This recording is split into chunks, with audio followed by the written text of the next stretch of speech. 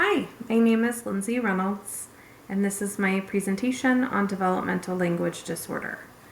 This presentation explores brain-based understanding in classroom applications of developmental language disorder.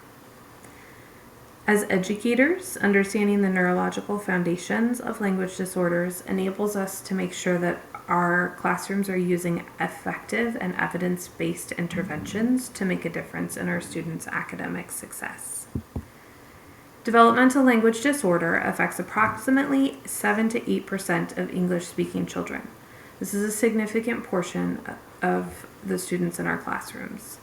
DLD is a complex language deficit that impacts both language understanding and production. This is different than having an auditory disorder where you can't hear something and is more about the inability to process language. What makes this particularly challenging is that 46% of students with DLD have comorbid conditions. Students with DLD struggle with vocabulary, grammar, and WH questions. While primarily a language disorder, the difficulties also ripple out to social and educational domains. These students face particular challenges with multi-step instructions, abstract concepts, and academic content delivered orally. The high comorbidity with auditory processing and reading difficulties means that there are challenges that are going to require comprehensive interventions to support our students. Current research shows 4 different areas that help us understand DLD. First, research from Jones and Westerman revealed that there are predictive processing deficits in students with DLD. Students with DLD don't predict incoming linguistic information the same way that their typically developing peers do. Second, Weatherstone's research on processing speed differences show that when we talk slower, when stimulus presentation is slowed by 30%, students with DLD perform significantly better. This highlights the specific temporal processing needs of students with DLD. Third, in his book, Sousa demonstrates that DLD is largely inherited and represents a distinct neurological difference. It's not something that is easily remedied by environmental interventions alone. Finally, Sharma and colleagues found that 46% of children had combined auditory processing disorder, language impairment, and reading disorder, which indicates that there is a shared temporal processing foundation underlying all of these conditions. Language processing involves complex neurological networks, with 2 key areas particularly affected in DLD. Broca's area, located in the left frontal lobe, controls language production and fluency. When damaged, patients can understand language but cannot speak fluently. Wernicke's area in the left temporal lobe controls processing of language meaning. Damage here allows fluent speech, but without any meaning. These areas are definitely at play with students with developmental language disorder. Additionally, predictive processing networks in the prefrontal cortex are compromised, and temporal processing systems affect both language and non-language tasks. Understanding the specific brain regions can help us target our interventions more effectively.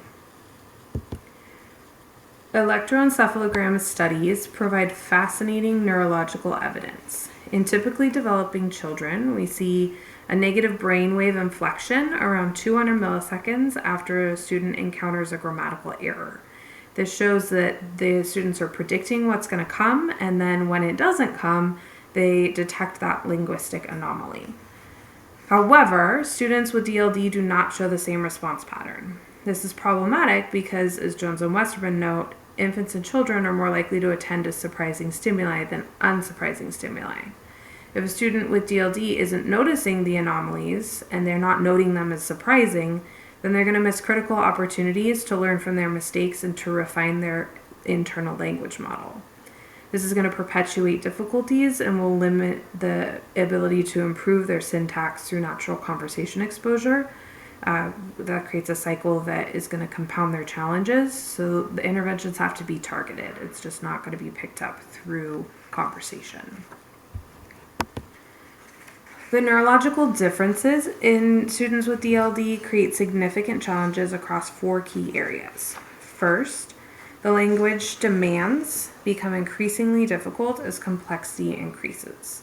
Students struggle with complex directions, lengthy explanations, and with integrating new information into their existing knowledge.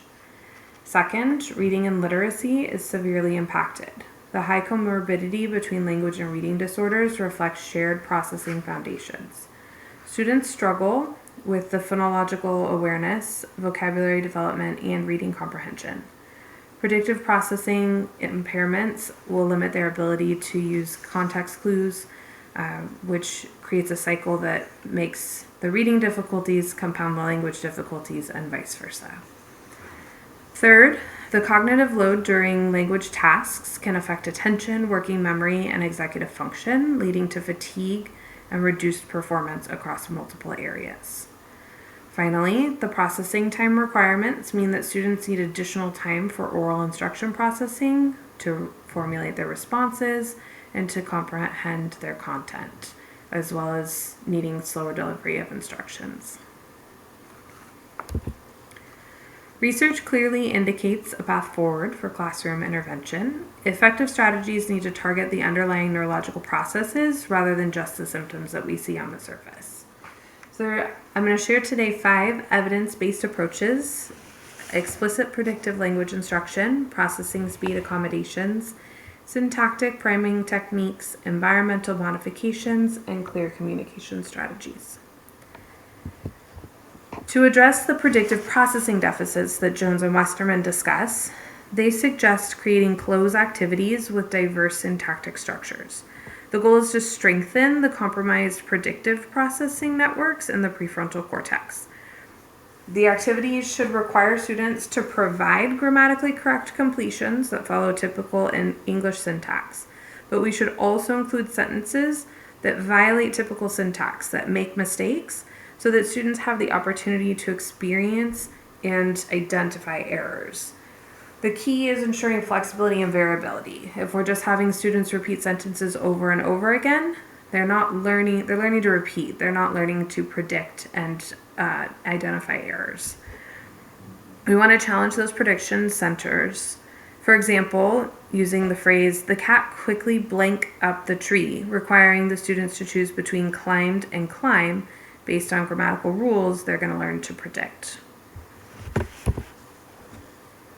Witherstone's research provides clear guidance for processing speed accommodations. Providing practice at a slower pace, approximately 20 to 30% slower, is going to benefit students with DLD, particularly for grammar and syntactic concepts. However, there is a really important point here. Their research also showed that typically developing students performed worse when instruction was slowed. So this highlights the importance of providing differentiation in the classroom. We can't just slow everything down. We have to actually provide differentiation to individualized students. It's not about slowing the instruction for the whole class. These accommodations give neural networks the additional time they need to process grammatical structures.